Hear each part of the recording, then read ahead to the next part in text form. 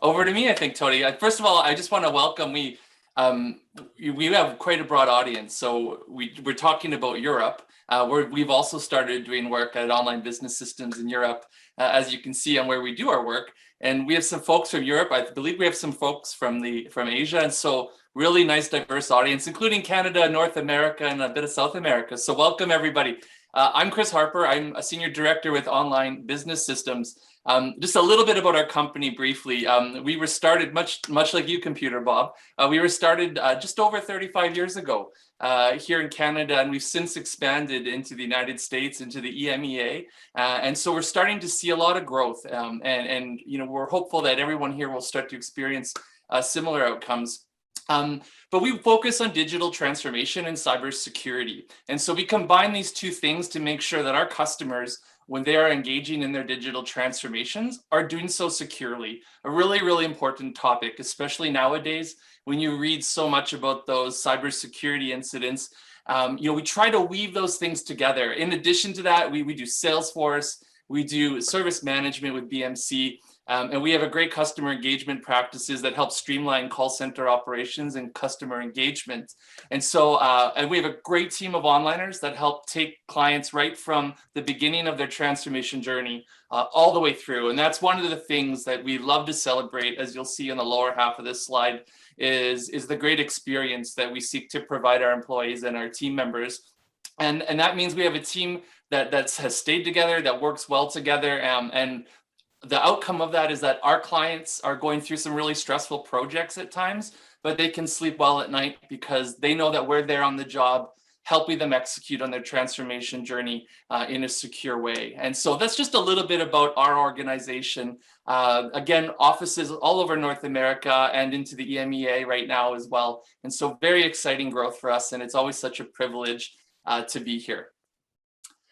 And as well, I'm going to be doing the industry update in just a short moment here, but we're going to move into a panel discussion. And so we're really privileged to have Yoav Kutner, who is joining us from eCommerce, and he's the founder and CEO. And so, Yoav, I'll give you just an opportunity to say hello and introduce yourself, if you'd kindly do that for me. Absolutely. Thank you, Chris. So yeah, my name is Yoav Kutner. I'm the co-founder and CEO of Oro Inc., the company behind eCommerce, just to keep it complicated. And we do have a few products in the market, or CRM, or eCommerce, or Marketplace. I won't bore you right now with all the details. Prior to Oro, I co-founded a company called Magento in 2004 with my business partner, Roy Rubin.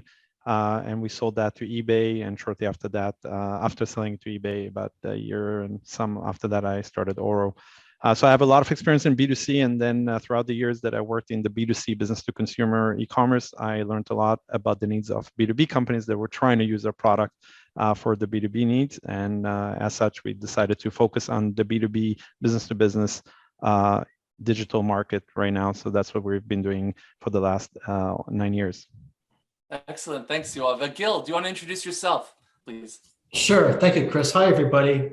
Gil Meyer, senior consultant with Online Business Systems, working with Chris in the strategy and digital strategy transformation space. Background is largely as a solution architect, as an analyst in various different technology platforms over the years, but of late focused on B2B e-commerce through a couple of the clients that I've been working with, and recognizing the need in that space for B2B e-commerce technology and products. Excellent. Thanks, Gil. Thanks, Yoav. And then I'm Chris Harper, again, Senior Director, Digital Transformation with Online Business Systems. You guys don't worry about the weight numbers that you're putting in there. We're going to do better, right? We're going to get out there and hustle. And so it's good to see that kind of engagement. Please keep that coming. As we go throughout the fireside, I'm going to provide my industry update, and then we're going to get to the panel. We would love the opportunity to entertain your questions and stumpers. So please put them in there. Tony is going to be keeping an eye on the activity in the chat channel, and he's going to make sure that any private messages that come into Tony are going to be shared in the form of a question, so we can respond to that as we get into the panel conversation. And then I'll be taking us through our industry update, which is around how we maximize our e-commerce capabilities, focusing on wholesale distributors. Now, before I start, I want to say that Gil has put in substantial research into this topic and pulled together some great content. And so I'm going to be sharing some summary information in my presentation, but you will want to check out some of the content that is being shared on the online LinkedIn profile, perhaps, or through our newsletter, because there's a lot more depth that's provided in some of that content. So if this topic is really interesting to you and you find that my presentation is a little light on details, well, the good news is we have an opportunity for you to get more details through those channels. And so we'll be including some connections to that in our follow-up email. In addition, we will include the presentation. I know that that is also a frequent question that we get. And so just wanted to give you a bit of a heads up around that. So we're going to be talking about maximizing the e-commerce capabilities within the context of wholesale distributors. Now, I'm just going to put up here some numbers that should trigger your attention to this situation. And so the wholesale distribution industry right now is going through some structural changes. And when an industry goes through structural changes, that's usually an indication that the participants in that industry also need to change. And here's some statistics to provide you some context. So 70% of wholesale distributors see competitive advantage through value-added services, whether it's through digital technologies or through the simple things. And so again, differentiating from their competitors by adding value in ways that would allow them to differentiate their value propositions in the market. The second one here, around 15%. 15% is the reduction in revenue of non-digital channels that's expected in the wholesale distribution industry over the coming 5 years. So that means essentially 15% of revenue through bricks and mortar retail is likely to decline. And I'll tie that to some concepts in a moment here around how we can preserve that 15% and maybe grow that revenue through digital means and digital channels. $80 billion is the 2025 forecasted growth for Amazon Business, and that represents about, and it's such a small percentage when I look at this, represents about 5% of Amazon's total revenue. And in 2020, the forecasted for Amazon Business was around 30 billion. So they're poised for some substantial growth. And when a big guy like that moves, that does have impacts on industries when they come in and start to affect the structures of those industries. And then 34% is the expected revenue from digital channels post-pandemic for wholesale distributors. In 2019, so just prior to our current pandemic situation, that was 23.5%. So that represents about a 10.5% increase, which may seem modest, but over time, that may accelerate, and to use a Canadian metaphor, it might hockey stick so that we see that growth may quickly accelerate. Chris? Yeah, go ahead, Gil. Real quick, that 70% advantage through value-added services is in direct contrast to Amazon and the marketplaces that are out there today. And that's, Amazon doesn't have the touchy-feely close relationship with the customers that the wholesale distributors are. And that's the differentiator, is the value-added services that as they go forward. Interesting point, real quick, on the 34% of revenue from digital. Well, last time I looked, 40% of the revenue in wholesale distributors is still done manually. Phone, fax, email, and not in a digital manner. So there's a huge area in there still to digitize. Yeah, absolutely. Good points, Gil. Yeah, absolutely. Really some really important numbers here that paint a context that this is an industry that is experiencing some structural changes. And so, the situation for wholesale distributors as we're entering or coming close to the end of 2021 and entering 2022. So 4 key ones I just want to touch on. Digital differentiation, right? We're maybe seeing some of our competition and our peers in the industry leveraging digital technologies to differentiate themselves from the traditional product mix. This can be challenging for organizations and industries where technology has been viewed more as like keeping the lights on, making sure the email servers are running, to now where technology is a core part of how the business produces value, that the market is willing to consume from it and generate revenue for the organization. Competition from within the industry. And so we're seeing that some of the manufacturers, about 75% of them, are intending to sell on Amazon Business and other like platforms. And what that means is that wholesale distributors who typically help them navigate access to their business consumers this starts to potentially find a workaround so that they don't need to go through the wholesale distributors. And so this represents an upward integration or vertical integration of the wholesale industry. And again, that's indicating, as I'll get to in a moment, structural change. The other one is digital experience. So if we look at products and we look at digital capabilities, key to that is the experience, including B2B. And I know Gil did a nice blog post on this. Like, B2B experience is really, really key on the digital side. So, it's not just product catalogs; those are important, but it's also about how we create an efficient experience for the B2B customer. And key to that is data. Data is becoming a really key driver. Data about customers, data about the products that you're selling, and making sure that that data is able to interface with human eyes, but also able to interface with technologies that your purchasers or that your customers are using to digitize or create automation from.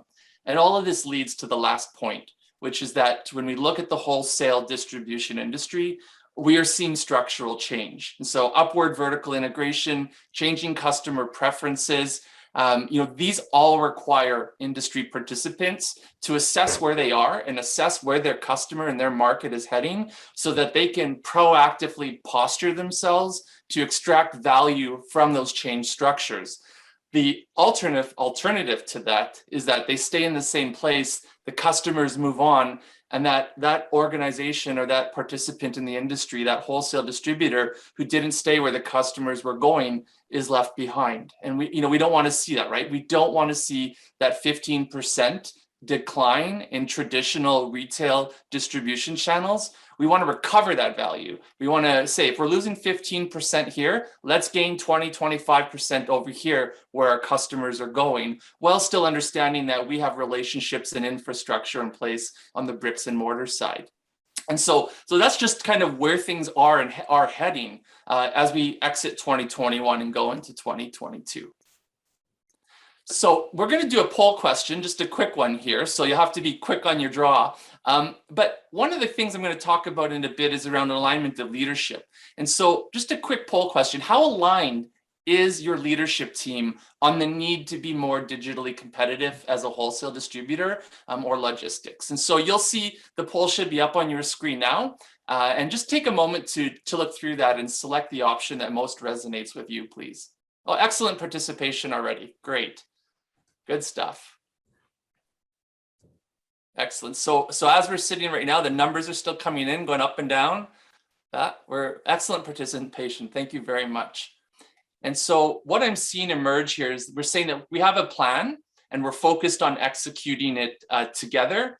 And then runner up to that is that we have a plan, but we're working to build internal support, not an unusual challenge. A few of you are just saying, we have a plan, but we're aligned around the need. We don't have a plan, but we're aligned around there's a need to change, but we just maybe don't have that starting point. And then we have unknown, or we just discussed, but haven't acted yet. And we've got some people there as well. So great. For those of you that have a plan and are executing it together, excellent. For the others, this may be some information that will inform you and hopefully drive you to have a plan in place and to begin executing so that you're keeping up with what's going on in the industry. Should I end the poll? Yes, I ended it there, Tony. Okay. Great. And I think if I click share results, perfect. Thanks, Tony. Awesome. So there you can see the results on your screen. So thank you very much for your participation. We'll have one more of those, so don't put down your keyboard and your mouse yet. So given the change in the industry and the structures, what are the strategic options or what are the responses that we can take to this? And so, of course, I know that these are a lot more complicated in the real world, but here are 4 ones that we have researched and believe are the way to go. And so the first one is around utilizing digital channels, right? Whereas maybe traditionally we relied on bricks and mortar. Let's introduce digital channels to diversify our revenue streams and the ways that we can connect with customers and maybe access new markets that we weren't able to access before. We also need to have a seamless customer experience, right? when you walk in a store and everybody knows you by name, and you have coffee with the guy working the front desk or the lady working the front desk, and then you get your product and it's a bit of a social interaction. How do you take those really differentiating relationships that wholesale distributors have and convert that into a digital format? And we do that through customer experience and engagement. And so we use data to drive an integrated customer experience. So whether you're talking to a person or talking to a chatbot or working through a self-service portal, there's consistency there. You're not having to enter your information twice. It's all consistent. As well, we're going to talk in a moment about owning a digital marketplace. This may be a new concept to some of you. So we're going to talk about how you leverage the power of community within your industry or your geography to operate a digital marketplace in order to compete with the larger ones that are trying to come in and disrupt your industry. And then the bottom one, you might have figured out that I'd have this one on here, is that you need to make data an asset, right? And I'm going to talk a little bit about what that means shortly, but you need to use that customer data to drive more prescriptive and proactive and predictive sales through digital channels and market. And you can even take that data and bring it into your bricks and mortar retail situation and leverage it there to achieve the same results. So data becomes a real key dependency underneath all of these strategic options. So when I talk about digital channels, right, and Computer Bob was just mentioning about the 7 locations and then the retailers that they work with. And so, wholesale distribution generally relies on physical locations to sell and distribute products, right? And we see this still to this day all around the world. And that's created a nice sort of barrier to entry because it requires you to have substantial capital in order to come in and compete with those wholesale distributors, because you have to build the warehouses and the channels and the outlets in order to move that physical product through physical places. That also makes it prone to disruption by digitally enabled disintermediaries. And so these are digitally enabled organizations that'll come in and remove the middle person from that whole value chain. And so, we're going to talk about some concepts around preventing that or mitigating it. And so one of the ones you might consider is using digital channels such as e-commerce, and what our partner Oral Commerce and you all will talk about shortly, as to drive revenue to an emerging demographic. When I look at the wholesale distributors in my local community, and I go to them and filters and things like that for our lake house out here, what I find is like a lot of it is, is more seasoned professionals and contractors and businesses that are coming in. And then you have a younger demographic, though, that is now coming up into that market as well. And they're going to demand more digital experiences, right? Is what they're familiar with. And so, where your customer is going is where you need to be. And that's a really important concept. As well, we talk about a seamless customer experience. And so, disjointed, I think we've all been here, right? Like, why do I have to repeat myself again? I just told the last call center agent that information. Why doesn't my online profile have my data that they have here? And so when we talk about that, that creates a disjointed customer experience. And that's important in B2C. That is also important in B2B. And so the cause is often related to the absence of one view of the customer or that consolidated data that enables those interactions to be consistent. And so what we advocate for there is a foundation of customer data and an interface that allows that consistency to exist and to provide that seamless customer experience, no matter how the customer is engaging or interacting, and no matter what channel they're using to interact with your organization. And then there may also be, because B2B sometimes also involves systems, there may be punch-out catalogs so that you can connect your product information and data to automated customer procurement systems as well, which you want to be able to participate in. And then we talked about owning and participating in a marketplace. So there are marketplaces out there right now, digital marketplaces. They exist. However, there's ownership challenges because they decide who participates in the market and who doesn't. And they decide if somebody will continue to participate in the market as well. And so there's a benefit to having your own marketplace, even if it's your own or you've collaborated or, co-op, or what do they call it? Co-opetition, where you're working with competitors to create your own marketplace to protect your area of the industry for goods. And that enables those customer-friendly marketplaces to capture more value that would otherwise go towards disintermediaries or go towards somebody else's marketplace. And every time you participate in somebody else's marketplace, they are going to extract value that can belong and should be in your organization as part of those transactions. And so there's a real benefit to creating your marketplace, your own marketplace with yourself, for yourself or for industry peers. And then the final one is around making data an asset. And so data is something, we produce as a result of transactions. It offers, though, enormous potential for wholesale distributors. Like, you have data right now. It doesn't matter if you're running AS400, you have very valuable data, and capturing and structuring that data so that you can leverage it to predict and prescribe products or to proactively recommend products to customers. This can drive greater revenue.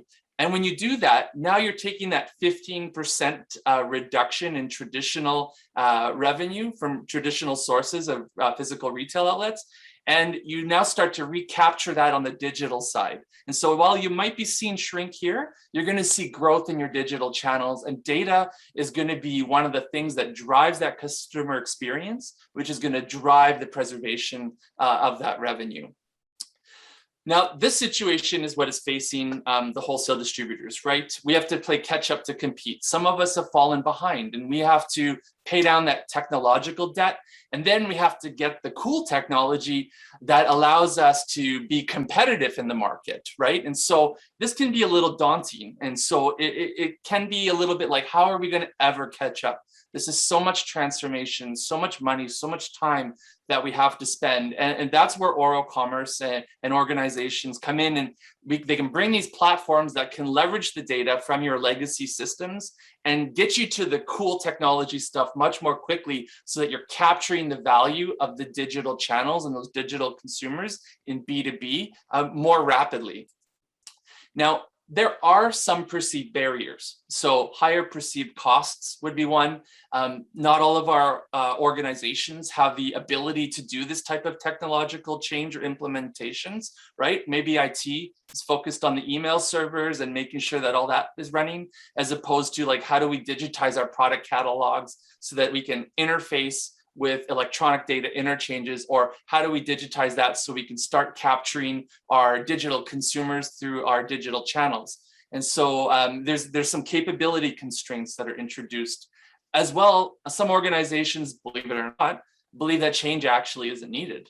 We're doing well now, why do we have to change? It's like, well, the future comes pretty quick and change comes pretty slow. And so it's always good to be proactive. And then other questions or barriers around, like, where do I even get started? How do I even know what I should be doing in terms of my digital destination? What should I be doing now to move me towards that? Getting started can be a really daunting question. And so when I talk about high perceived costs, the thing you want to focus on here is investing where the impacts are going to be practical and create value. And so not all legacy systems need to be upgraded in order to be digitally competitive. So we'll get into some of that discussion in our panel.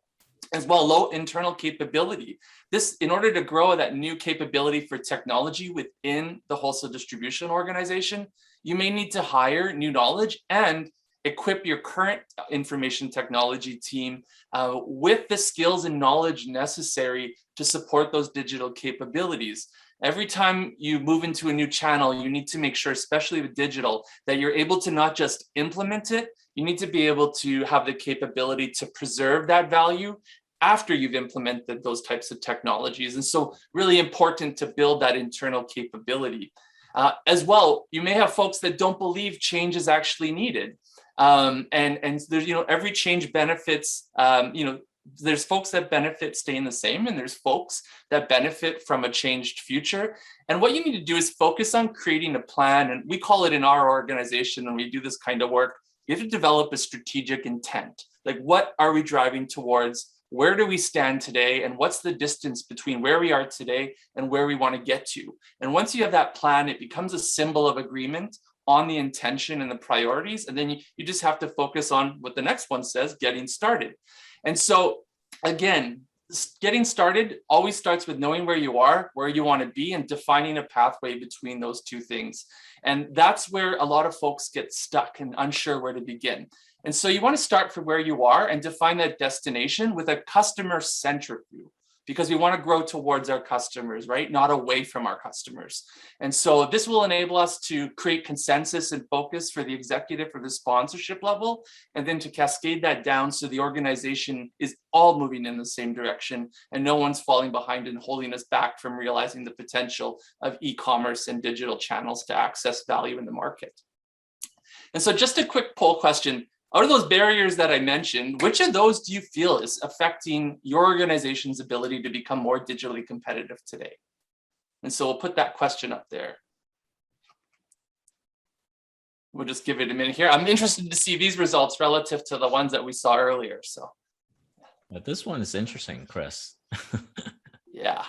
And you know what? We all have barriers. There's always something in our way, and it's always how we respond that's gonna drive our success and our outcomes in these situations. So yeah, I'm seeing high perceived costs seems to be in a tie with low internal capability right now. So that's really interesting, given that most of our respondents earlier said they have a plan, agreement, and they're executing on it.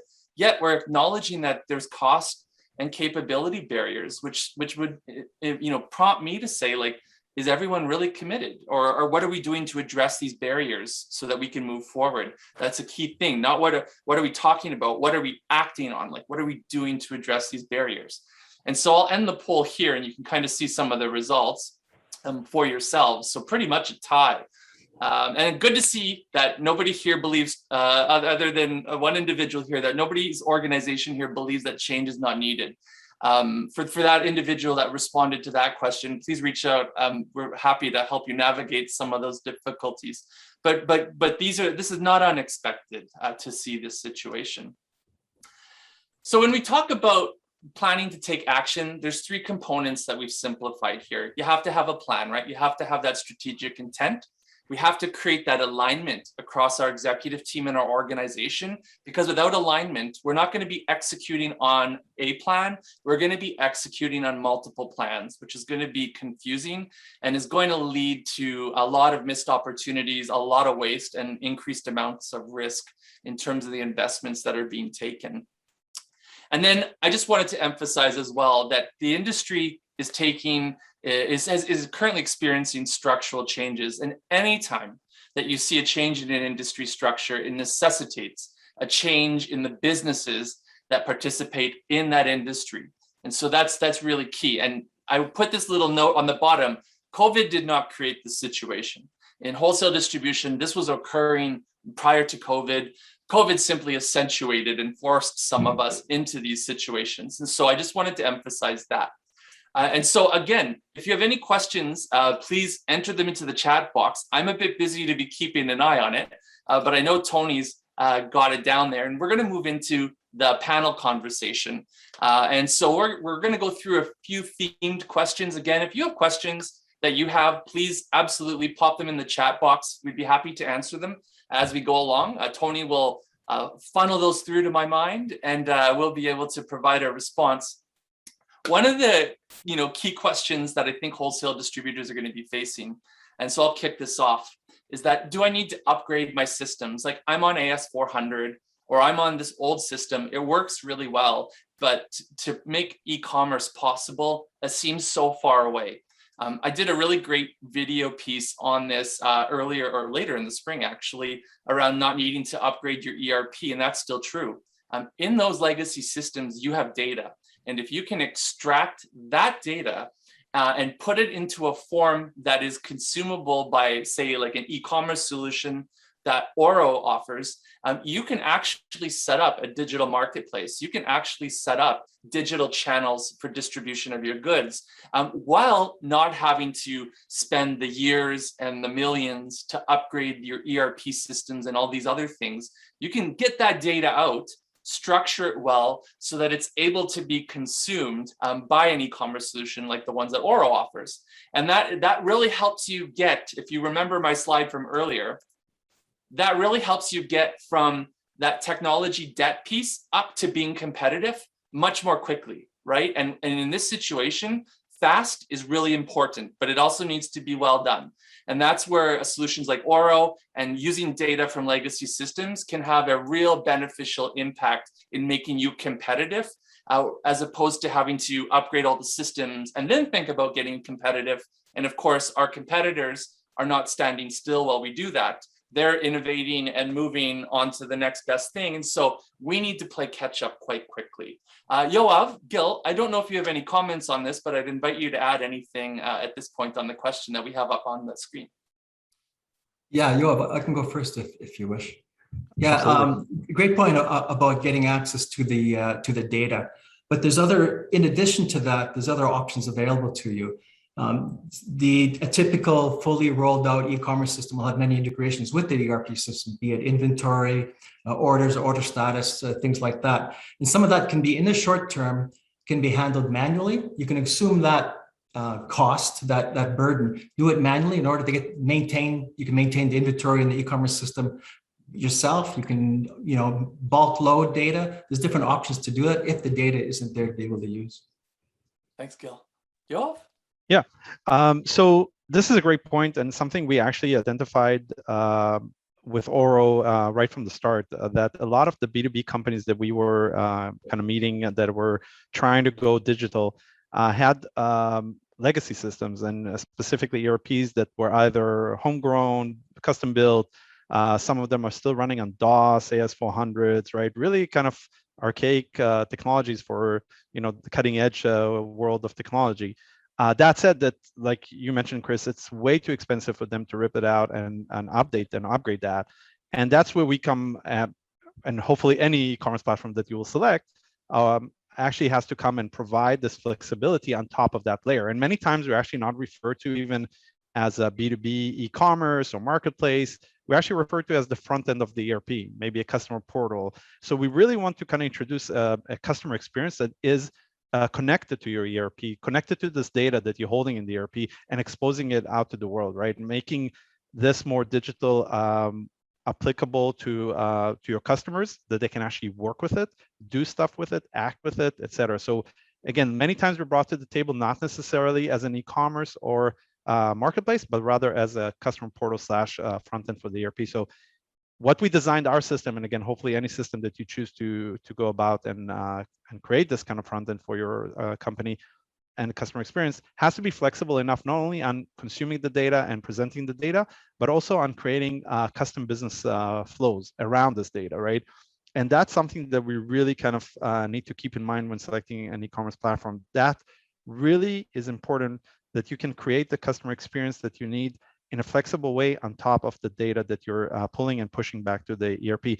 And I just do want to share one use case that is an extreme, but kind of it tells what we learned that the industry needs. One of our customers, which is a distributor in the pet good world, they're called Animal Supply Company.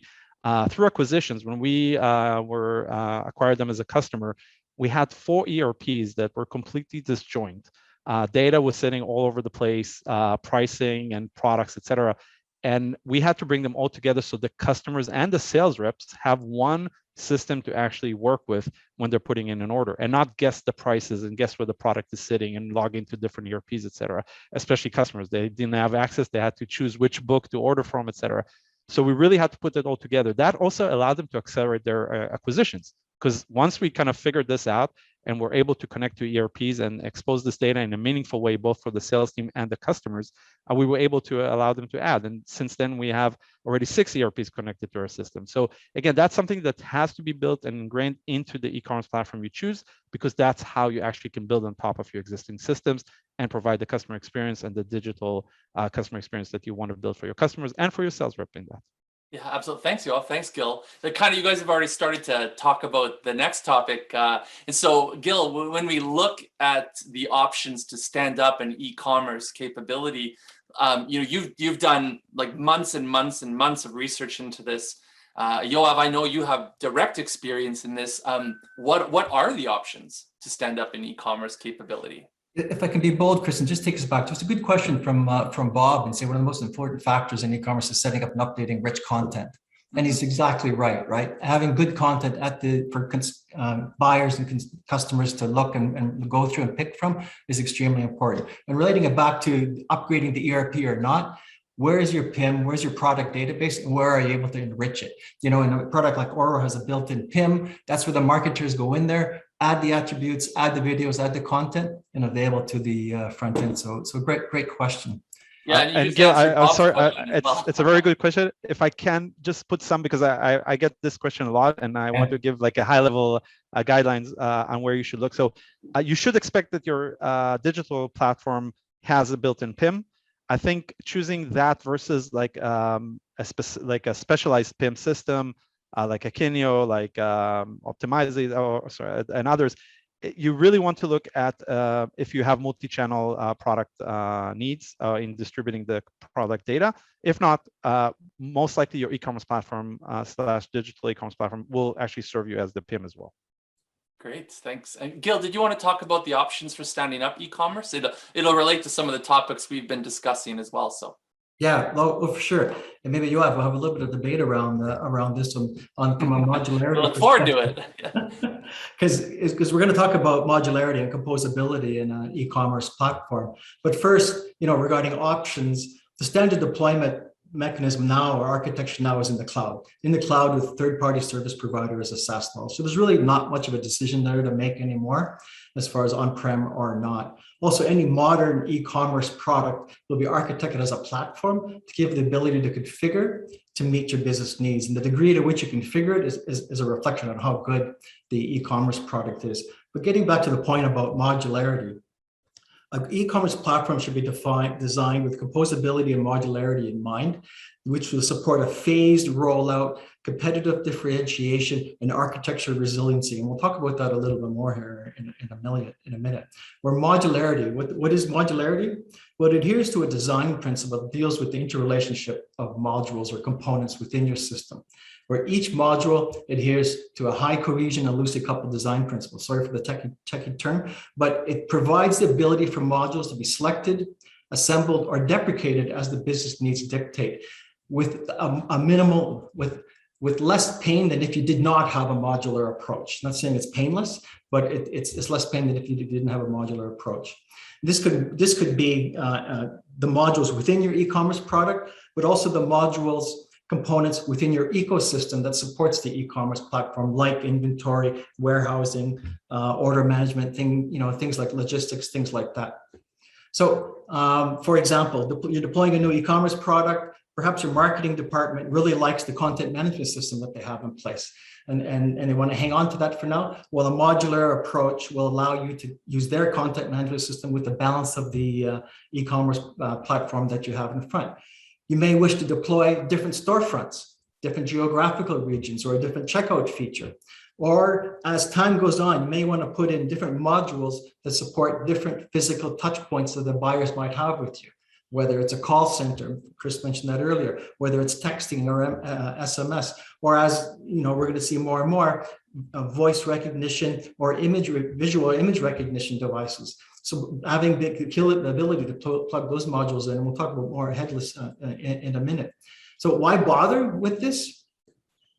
As time rolls out, some of these e-commerce capabilities are going to become commodities. And it's going to be harder to differentiate yourself. And what you want to do is be able to stay on top of the technology, emerging technology that's coming out, and the capabilities that it supports. You want to be able to add those modules into your whole ecosystem as they come available. Also, you want to minimize the likelihood that in the future, your entire system needs to be re-architected, revamped, completely replaced, right? And I know this is sort of, you gain benefits down the road a little bit, but this will allow you to replace a module at a time, over time, as opposed to doing the whole thing. Replace the module that's giving you grief at this moment, and maybe roll it out.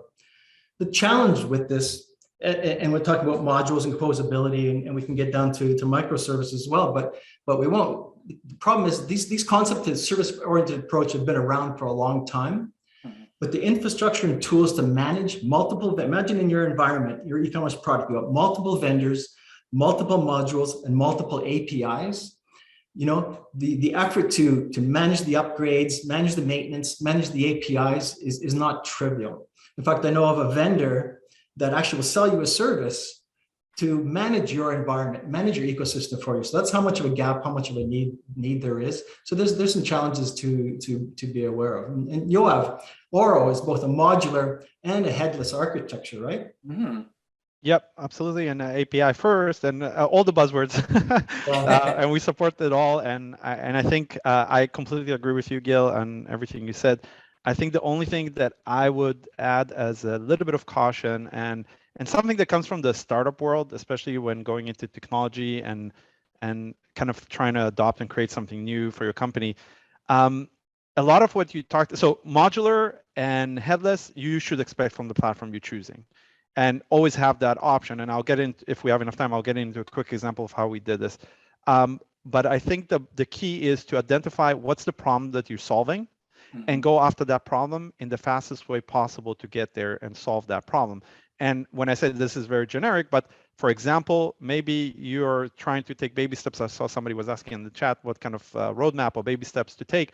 Many times that we come to the table, the first thing we do is actually just expose the catalog, right? So there's a lot of, I'm saying it's not a simple matter for a lot of companies because they might just have SKUs and pricing and whatnot. So it is enriching, et cetera, et cetera. But once, let's say we finish through that scenario, we can actually publish some of the catalog online and make it indexable, searchable, et cetera. So that might be a good baby step. When we see that as a problem, now selecting if we want to go headless or PWA or microservices, et cetera, in my opinion, in my kind of experience, that would be the wrong time to talk about it. The first thing is let's launch it and get feedback. Let's learn from that before we go down and invest a couple of years, 3 years. Like, I don't want to say that I've seen solutions that were invested 5 years before they were able to launch using this microservices and headless, et cetera, and for no good reason. Because the first thing we need to do is let's solve the problem on hand and get there as fast as possible and get feedback from our customers, from our company, from our users, et cetera, to make sure that we're on the right path. That said, selecting a platform that will allow you to choose the right strategy for the right problem is what you want to do. And as I promised, if we have time, Chris, you're the moderator. We got about 8 minutes left. Okay, so I'll try and keep it short. So again, one of our customers, we went with the modular, right? We started with their main B2B and B2C sites in a modular way, meaning that we customized specific modules, changed, took out, added features as they needed for their business, launched their websites. And then came the requirement that some of their retailers, they're a distributor, some of their retailers wanted to have e-commerce capabilities in their content sites. And we did that through headless because we already had the headless support. And with a few JavaScript lines of code that they dropped into their whatever systems that they were using, websites, the retailers, they were able to add e-commerce functionality directly from our customer and distributor, and that helped them do that. So the right solution there was go headless on the retailer websites, but still go more modular, more kind of code oriented for the main B2C and B2B website for that distributor. So again, I think today it's really matching the right solution for solving the right problem, and not necessarily over engineering ahead of time, because it comes with a huge cost both on investment and on maintenance later. So that will be my recommendation based on my experience. Music to my ears, Yoav. I like, so that's the stuff that's under the hood, but like, let's look at it from the customer perspective. Like, what is a good B2B e-commerce experience, not a solution experience, look like for a customer? Right.